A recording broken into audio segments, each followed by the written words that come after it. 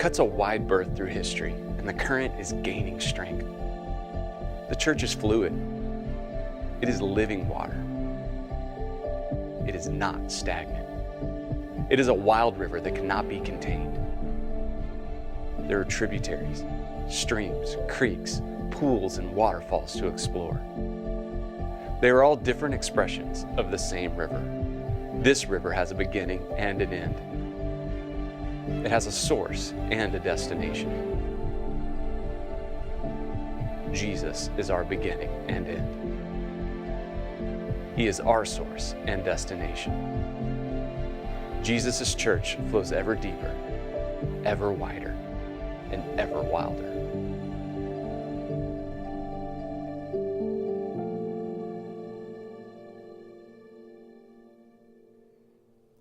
I'm not exactly what you would call a big-time traveler. I'm more of a homebody. I like to stay at home. I like my routine and my rhythm. I like to be in the same places a lot.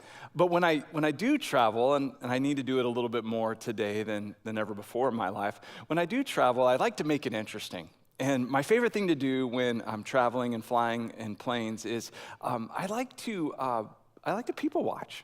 Maybe you've done this before, but I like to take it to a whole other level. When I people watch, I like to, invent entire backstories for the people that I'm watching. Like if I see a certain type of person, I might invent a backstory where this person's probably a spy, like for the KGB. And, they're traveling to the same place I'm going, and there's going to be something, kind of world-changing going down while I'm there. Or they, maybe there's a family, and maybe, their backstory is they're going on vacation, and, I like to think about how that might go for them. And so I just make up all these little stories as I watch people. But there's one group of people that you really don't have to invent a backstory for, and that's the first-time travelers. And the first-time flyers, they're so obvious because they just kind of have this deer in the headlights look about them. They're confused, they don't understand the systems and the processes, and other people get annoyed with them. I don't, I'm just fascinated by them. I love to watch them. I find them very entertaining.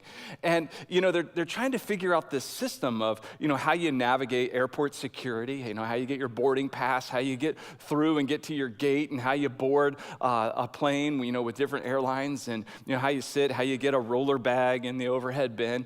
And I watch this, and the number one thing I see, though, in their eyes is fear. There are so many people who have never experienced flying in a plane before, and there is just fear in their eyes. But it makes sense, doesn't it? If we're going to get into this metal tube and go way up in the air and then fly around the world. That's a pretty terrifying thing if you think about it. And there are many people who say, I'll never fly. They've just made it their point. They're never going to fly. They're not going to travel this way. They're not going to get into a plane and into the air because of fear. And yet, we see people fly every day, and the flights go wonderful. They arrive safely. They're able to get to their destination. And really, the compelling thing for us to take this, mitigated risk is our desire to be at the destination is greater than our fear. When you want to be in that place, when you really want to go, it overcomes the fear of being out of control, the fear of the unknown, the fear regarding the confusion or the cost or the resources it will take. You go ahead and put all that fear aside because your desire to go outweighs those fears. That's why I travel. And the same is true as we kind of think about the church and how the gospel of Jesus is moving across the world, and he's taking his church everywhere. We are able now, today, to go faster and further than anybody ever imagined possible. And as Jesus unleashes his church and we are truly decentralized out of the box, he's taking us out of our boxed expressions of worship, where you have to go to a static location at a set time in a certain building, and saying now you're free to really roam about the country, to roam about the world. You're set free to really get into the air. Well, there are a lot of people who really embrace that. It's exciting, it's fun. That fear is moved aside pretty quickly, but there are others, the fear is a little bit stronger.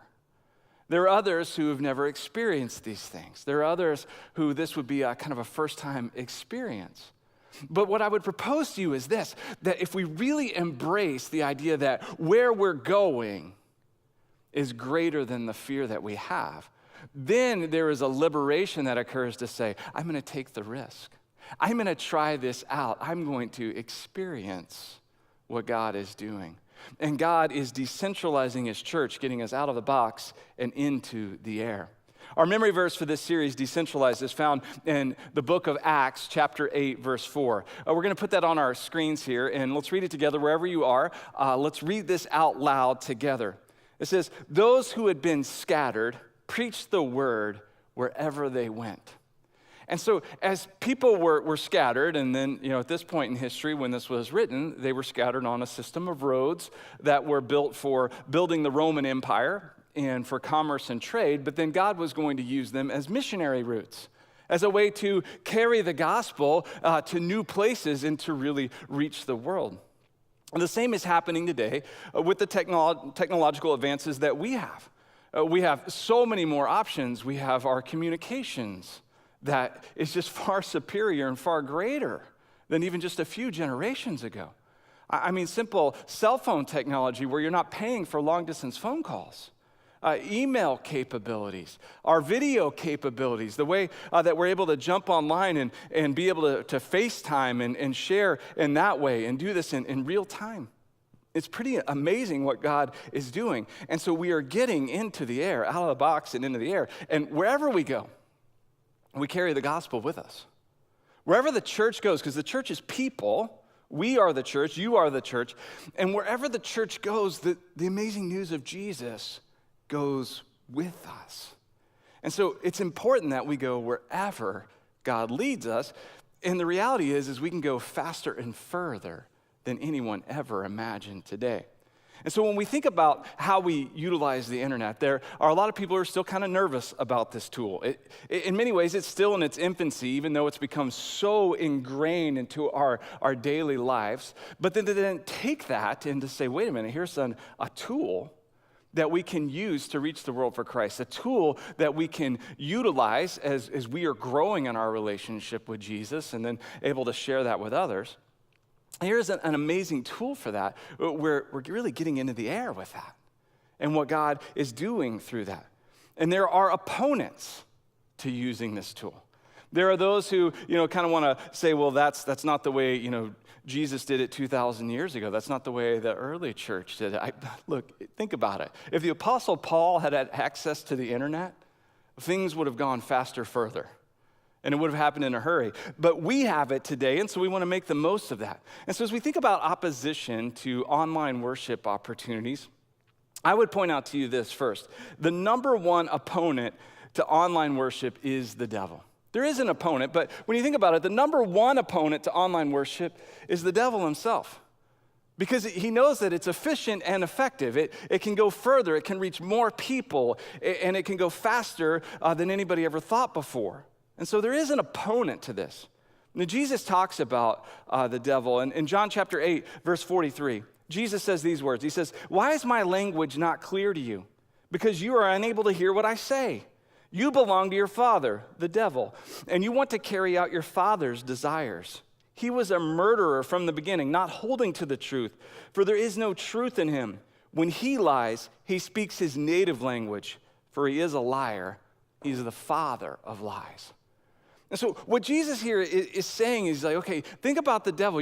Sometimes you can't hear and process what Jesus really wants us to hear and process.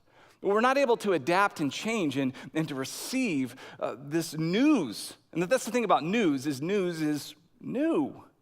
And he gives this to us, but it's different than maybe what we've heard or thought before. And it's challenging for us to receive that from God. And so Jesus is like, why is my language not clear? Well, let me tell you, it's because you're unable to hear what I say. You belong to your father. And he says, your father is the devil, the father of lies. He's a murderer. Now, I want you to just think about that for a moment. Satan is a murderer, means that he destroys life. Well, the gospel, this good news of Jesus, it brings life. It brings new life. It resurrects life and restores and heals. And the devil wants to destroy that. He wants to stop it. And if he can keep it boxed in and set locations and set times and never moving beyond those walls, then he's all for that. But God is doing a new thing. He is getting us out of the box and into the air. And the number one opponent to this is the devil himself. Well, we don't want to belong to our father, the father of lies. We want to belong to our heavenly Father, the Father of truth. And he is liberating us and setting us free. And it makes sense. If you just think about it from a resource management perspective, you'll discover that it really does make sense, online worship. It makes sense in regards to how we use time and how we use money and how we use our relationships, how we're investing and developing these things. When you think about resource management, if we want to reach the most people as a church in the shortest time, then here is this tool where we can go anywhere, anytime. People are able to engage in worship opportunities and then share those worship opportunities quickly. And so from the time perspective, it ramps everything up. There's a speed issue here. It goes faster. From a money standpoint, you can reach more people with less resources. It's cheaper. If you have to go and build a building every single place you go, that takes a lot of financial resources.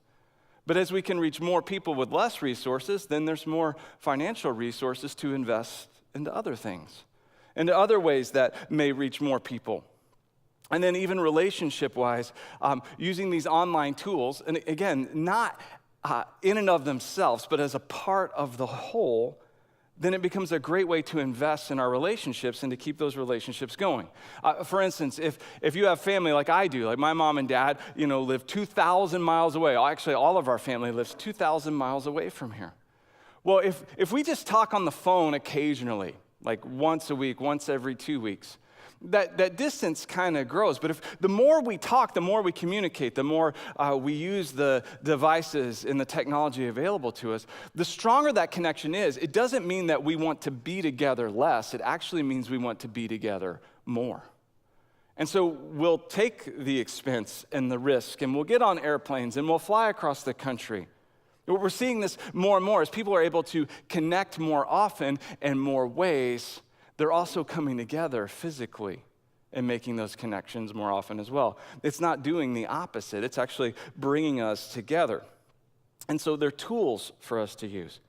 And so as we embrace the tools that are available to us, God is able to move in a powerful way, but it means that we need to listen to him and to be set free and to say, you know what, God, where you are leading is where we want to go. And we want to go there so bad, it overcomes our fear. And so we're all in. Now, when we think about online worship opportunities are just powerful, plain and simple. They are powerful things. They are available to us, and it really does take this big, huge world, and it makes it smaller. I think about my friend in Argentina, Fernando. Fernando had come to the United States, and he was at a conference where I was speaking. And he received a free copy of our book, Pray for One, and ended up reading the book and being inspired by that, wanted to come to a church service, came to one of our campuses, the Manchester campus, and worshiped with us on a Sunday morning. We happened to have prayed for one that day. Well, he takes the book back to Argentina. Well, he and his family have stayed connected with our church by worshiping online with us. And through that, as God is moving in his family and in his life in Argentina, he has been led by God. He's actually translating Pray for One, the book, into Spanish so that he can share that on a broader level in Argentina. Well, this has been cool because now I've got somebody in Argentina, halfway or all the way around the world, really. I mean, it's so far away. And yet I feel compelled for the first time in my life. I think I want to go to Argentina. And as I've shared that with people, other people have gone, I want to go with you. Some people have been like, I have money from Argentina. I don't know where I got it, but here's some money from Argentina. When you go, you'll have a little money to take with you to Argentina. And our world is just getting smaller, and these online worship opportunities are powerful. They unite us. And God is bringing his church together, and he's taking us, and he's saying, hey, use these tools. They're good. They're powerful. In Luke chapter 4, verse 18, Jesus is speaking, and he's reading from the scriptures, and he says, "The Spirit of the Lord is on me, because he has anointed me to proclaim good news to the poor. He has sent me to proclaim freedom for the prisoners and recovery of sight for the blind, to set the oppressed free, to proclaim the year of the Lord's favor." Then he rolled up the scroll and gave it back to the attendant and sat down. The eyes of everyone in the synagogue were fastened on him, and he began by saying to them, "Today this scripture is fulfilled in your hearing." And in this story here, Jesus is in a gathering, in a worship gathering, and he takes the scroll, right? The scriptures, they were in scrolls. And each of these local synagogues might have a few of the scrolls, but not all of them, to make up the Old Testament. And Jesus takes the one that he was reading for that day, and he opens it up, and he reads these words. And what he describes to them is he says, okay, the Spirit of the Lord is on me. He said, because he's anointed me to preach good news to the poor, to preach good news, to proclaim freedom for prisoners, the recovery of sight for the blind, to set the oppressed free, to proclaim the year of the Lord's favor. Jesus says, okay, this scripture is fulfilled in your presence today. And then he rolls up the scroll and he hands it back. Well, now, today, we are seeing this scripture and the ability to see this scripture fulfilled in even greater ways than we ever thought possible as the church is being sent into all the world and as we are able to take our online worship opportunities and share them with anybody, anywhere, anytime. They're powerful. We have amazing news. Good news for the poor, good news for the oppressed. This is the year of the Lord's favor. Right now, this is the time of the Lord's favor. That no matter who you are, no matter what you've done, no matter what's been done to you, and no matter where you are, God has good news for you. If you have ears, hear. Listen, because it is being shared and it is going out. And so one of the reasons why online worship opportunities are so powerful is because it gives us options. Look at these options. The options that we have when we worship online are pace. Pace is a wonderful option. If the only time you're ever in a worship opportunity is in a communal setting, in a set place at a set time, well, then the pace is dictated for you. It's laid out before you.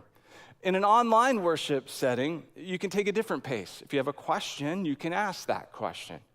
You can research that question. A lot of times you can hit pause and think about something or phone a friend and ask a question. It gives you the opportunity to go at your own pace, sometimes slower, sometimes faster. For instance, you can watch a year's worth of sermons, you can binge watch them in a month because you're just so hungry. And some people are like this. You're so hungry and you want more, you want to experience more, and so you're consuming and you're processing and you're thinking and you're going fast.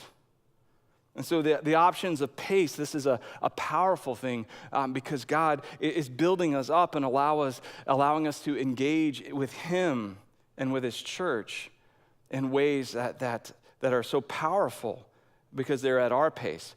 It also helps us with the option of engagement, the way that we're able to engage with what's happening. You have those options. You can do it alone, which, by the way, coming to a church building doesn't necessarily mean you're not alone. You may be in a group or in a crowd, but I think you know what I'm talking about. You sometimes feel loneliest in a big group or a crowd. We create environments that allow for people, if they so choose, to have the freedom to blend in, to experience, to come and go. But when you're doing that online, then you do have the ability to just process and think and be alone with God. But you also have the option of being with people. You don't have to watch alone. You can invite others to join with you, others in your family. I know people who are praying for one, and their ones may be in their family, and they will never come to church, but when they worship online, here this service is happening in their home, and their loved ones that they're praying for can't help themselves. They end up participating some, listening to something. And sometimes even if it's a negative comment, at least now there's a conversation that's happening there because this is happening in the home. But more often than not, they're experiencing something that they would never go to a building to experience, but they're experiencing in their home or somewhere else. And now you have that engagement option. You also have the ability to chat and to ask questions and to answer questions and to serve in that way and be utilized by God. It's not just about what you're receiving, but it can also be about what you're giving in that moment by praying for others, by answering questions, and by sharing additional information as well. And then that brings us with the option of tools. The tools that are available through online worship. Where you can quickly look things up. You're able to share it on the move with other people through social media. You have the online Bible that is right there to look up other scriptures. And so the options that are there make online worship such a powerful tool. I know it's different. And here's the thing too. Online worship isn't everybody's cup of tea. It doesn't have to be. But I would love for you to experience it, to have a firsthand working knowledge of this tool that God is giving us to utilize. And then to never diminish it. I think that's the biggest error that a lot of churches are making is they make little comments that somehow diminish the online worship experience. We just made a commitment here at MCC that we weren't going to do that anymore. We said if we think God is leading us to do this, then we're not going to diminish it. We're not going to talk negatively about it. We're going to go for it as long as he says go for it. And we have been, and it's wonderful. It's wonderful, an incredible tool for us to use, and it's powerful and effective. I remember when social media first became a thing. Really one of the first big social media outlets was this thing called MySpace. And MySpace really came on the scene when I was a church planner in Texas. We had started a new church in a community. And by the way, I'm not like cutting edge technology guy. That's just not me. I really could care less. I would love to have a rotary dial phone and be happy with that personally, but I want to make the most of whatever God gives us. And so somebody who was on our staff in our church plant, he said, hey, I set you up a MySpace account. And I'm like, what's MySpace? He says, well, it's social media. I'm like, well, what's social media? And he goes, don't worry, we're going to put some pictures on there, and you need to use this tool, the social media tool. People are going to do this. And I thought, well, this is dumb. I don't want to. He goes, no, really, trust me, try this. And I did trust him. He was a friend, and I trusted him, and he had gone through this effort, so I logged onto a MySpace account. And I'm looking at this tool, trying to figure it out. And in fact, my MySpace account is still active. Sometimes my kids pull it up and show it to their friends, and they laugh at me, for the pictures and things that were up then. But I started to just pray, God, all right, if this tool is here, how can we use it? We had started a new church in an emerging, growing, fast-paced community. And one of the things that I discovered was that on MySpace, you had the ability to browse by zip code and age.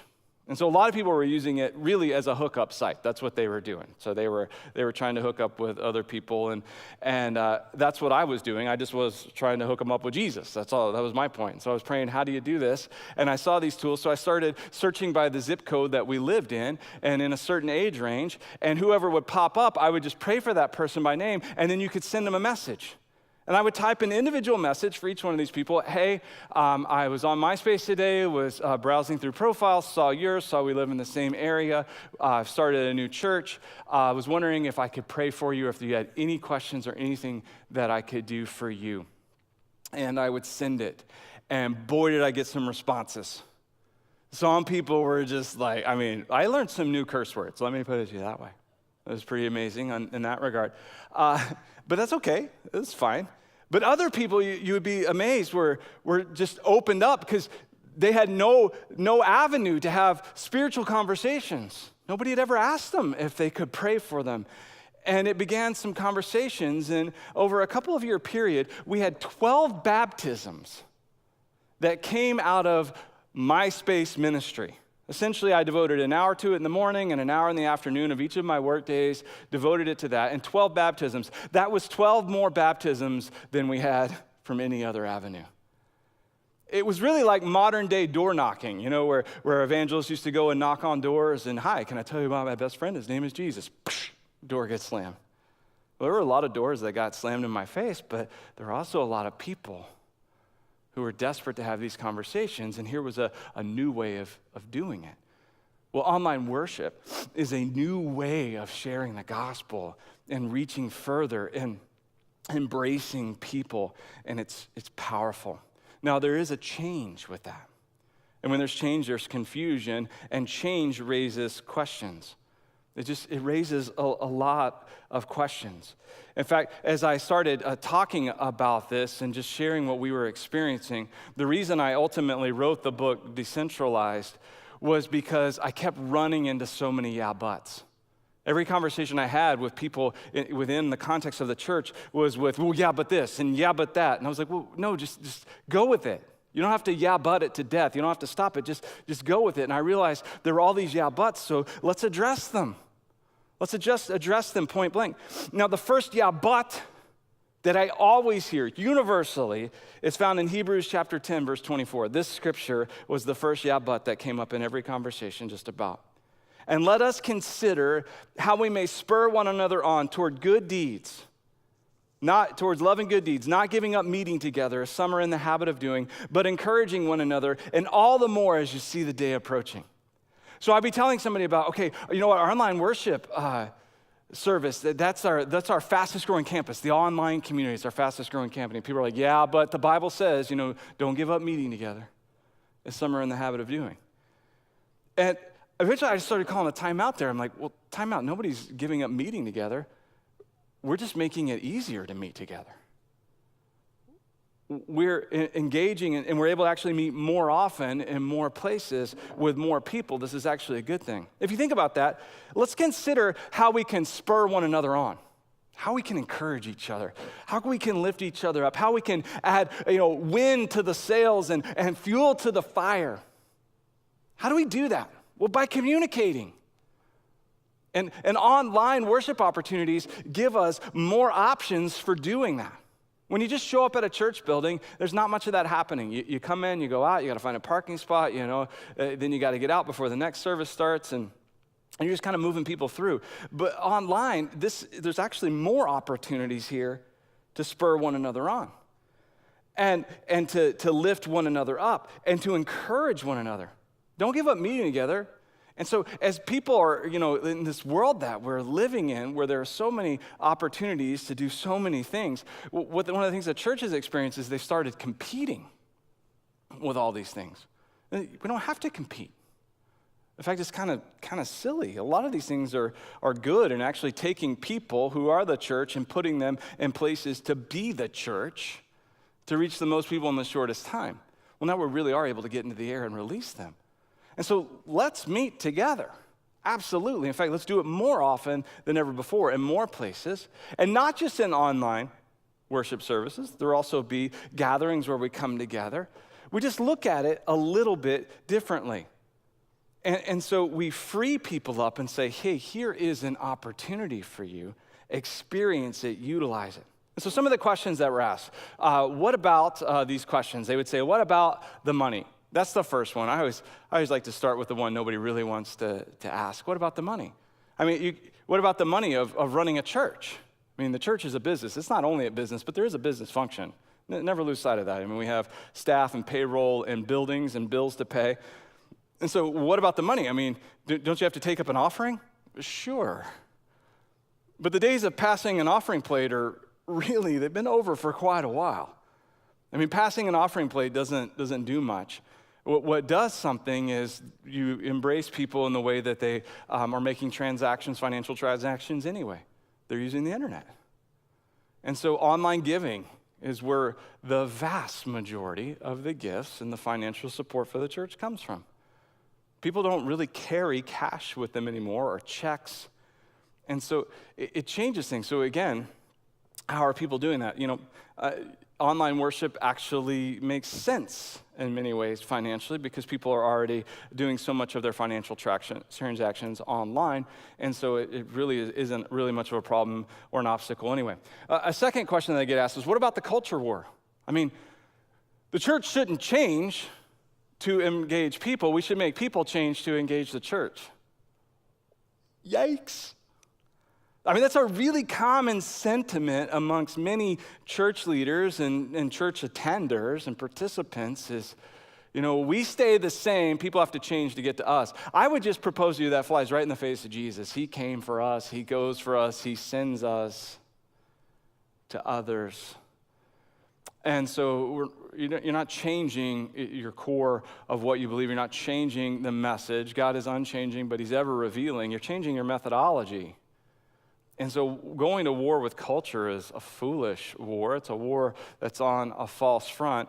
So if here is a way that people are engaging, receiving information, sharing information, exchanging ideas, processing through things, working through things, communicating with one another, we would be the most absolute idiotic fools in the world not to grab hold of that and make the most of it over some kind of foolish culture war.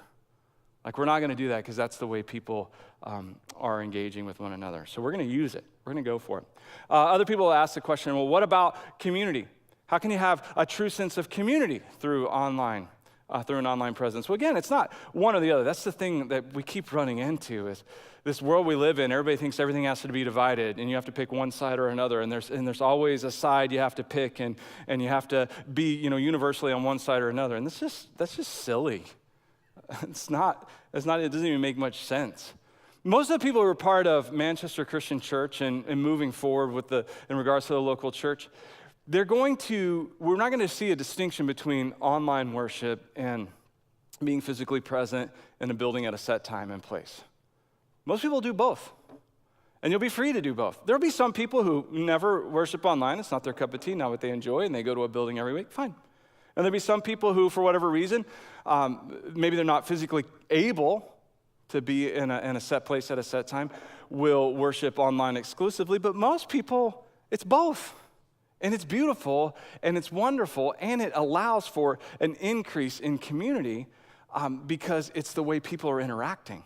It's the way the world works. And so typically most churches, the way we engage in our worship service doesn't really produce much community anyway. But the online actually provides tools for that. So it's a positive thing. And by the way, I'm not arguing that one's necessarily better than the other. I'm just saying they're both wonderful and they're both great tools and we're going to use them. What about accountability? This one gets asked a lot because churches have been really big on making sure you have accountability relationships. And just something to think about. If one of the things that the church does is sometimes we pull people out of organic relationships and we put them into unnatural ones. Like kind of more programmed. Like, so, hey, you need an accountability partner, so we're going to pair you up with this person, and once a week you're going to call each other and ask the tough questions.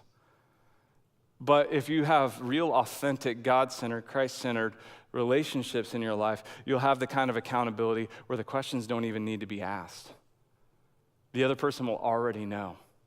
I mean, I have this in my life where if something is off, the other people already know. They're able to point it out, they'll call me on it, and I'll do the same for them. That's real accountability, and that can certainly happen whether we're physically present or online. And again, using those tools, I think helps us with that. Another one would be, what about the serving question? I mean, because churches have been really big on serving. We need everybody to serve. We're to be servants. Jesus didn't come to be served, but to serve others. And so every time a church talks about, by the way, serving and sermons and so forth, they usually talk about how you need to come to the church and serve. Kind of silly.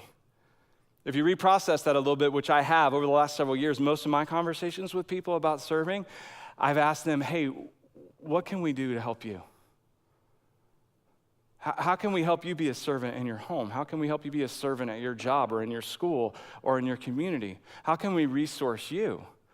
And yet most people in churches and church leaders are still thinking about a church and servanthood in regards to, well, this person is a resource. How can you come and help us with the needs that we have? Let me just rethink that a little bit. A new worldview, adopt a new worldview that says, well, wait a minute, you'd be more effective serving everywhere you are, taking on the identity of a servant, serving in your home and workplace and community, as opposed to thinking of service only in a role I fulfill in my local church. Take the identity of a servant. And then the church is going, well, how do we resource you? How do we empower you? How do we decentralize and send you? And ultimately, when you think about online worship opportunities, it really is an answer to prayer. There's been a lot of people for a long time who have been praying, God, let us reach the most people in the shortest time. I mean, even as we as a church have been praying for one, God, please give me one person to share your love with. God is putting his love into us and he's sending us. And this tool is an incredible resource for us to embrace and use. I just want to read to you a little bit from the second chapter of the book, Decentralized. It says, Satan licks his chops at the thought of Christians huddled together in church buildings, isolated and insulated from their world. Satan has no problem with people going to church so long as they never really are the church. What if we prioritized our time differently and people could receive the same content with greater retention in half the time? Just consider the time that the average family spends getting to a church service. They must wake up on Sunday morning, have breakfast, get dressed, load up the car, drive to the church building, find a parking spot, check the kids into the children's ministry, and then find a seat. It's no wonder that so many families fight on Sunday mornings. For years, pastors have blamed spiritual warfare for the frustrating dynamic of getting a family to Sunday worship on time. But it seems to be more of a natural reaction to an unnatural activity. Let's take the one day of the week where people do not have to run around like crazy, and then let's convince them to run around like crazy in order to meet a religious obligation. What in the world are we doing to people?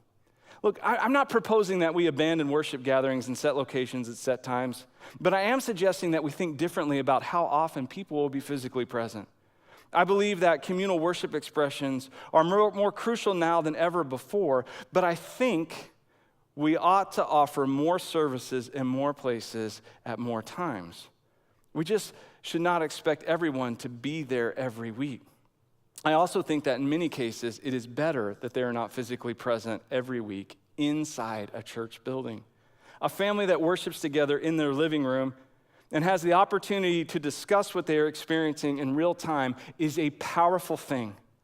An individual sitting in a coffee shop with a laptop and headphones can utilize the chat features to ask questions and share prayer requests, answer questions, and pray for others. That is a powerful thing.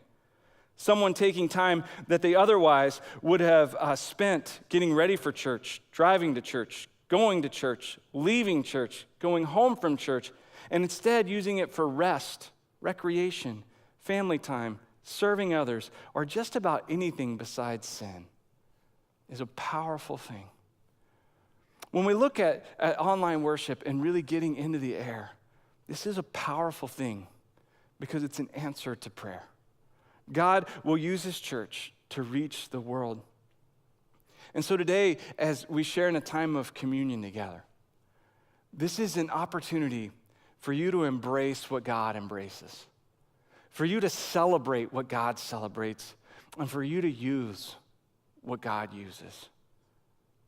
As the trays are passed, know that Jesus didn't just come to save you, to give you a spot in his heavenly home as a part of his kingdom. But he saved you so that you could become a participant with him in his mission to save the world. He knows you, he loves you, and he declares that he wants to use you. And so this invitation to take the bread and the juice, to receive what Jesus is offering for you, is not just a simple matter of saying yes to his salvation, but it's also a matter of saying yes to his work. And so as the trays are passed, don't let this invitation pass you by, because it's about more than just you. It's about God saving the world and him using you. Take the bread, take the juice, and then spend this time with him. Ask him to help you celebrate what he celebrates, to embrace what he embraces, and to use what he is using. And most of all, that means you. Let's go, church.